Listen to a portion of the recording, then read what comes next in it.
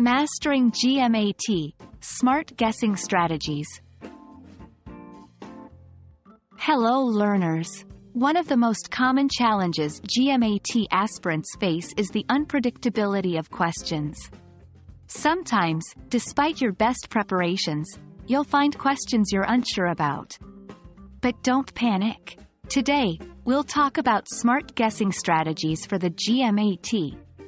These strategies might just tip the scales in your favor. The GMAT is an adaptive test. This means the difficulty of questions you receive is based on your performance. If you answer a question correctly, you might get a harder one next. But if you answer incorrectly, you could get an easier one. First key point: there is no penalty for guessing on the GMAT. Unlike some tests, wrong answers won't subtract from your score. So, leaving a question unanswered hurts your score more than guessing.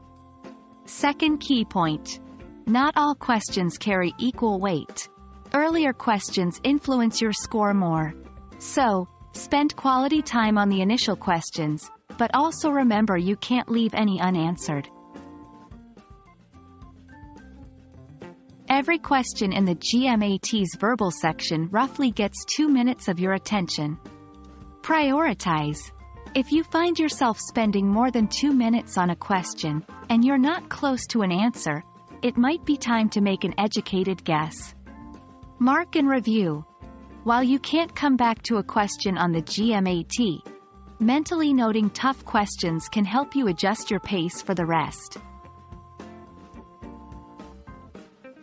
Guessing doesn't mean choosing an answer randomly. Instead, use these techniques.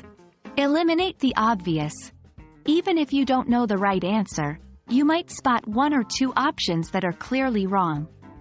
By eliminating these, you increase your chances from a 1 in 5 guess to maybe a 1 in 3 or even 1 in 2. Look for clues. The GMAT loves to drop subtle hints in the question stem or in the answer choices. For example, in sentence correction, identical elements in multiple answer choices can often be ignored. Trust your gut. Sometimes, your subconscious might pick up on patterns or clues that your conscious mind misses. If you're leaning towards an answer, it might not hurt to trust that instinct. Remember, the GMAT isn't just testing your verbal reasoning. It's also testing your test-taking skills under pressure. Breathe. If you get flustered, take a moment to breathe deeply.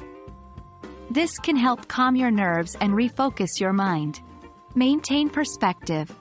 One tough question doesn't mean you're failing. It might be a question others find difficult too.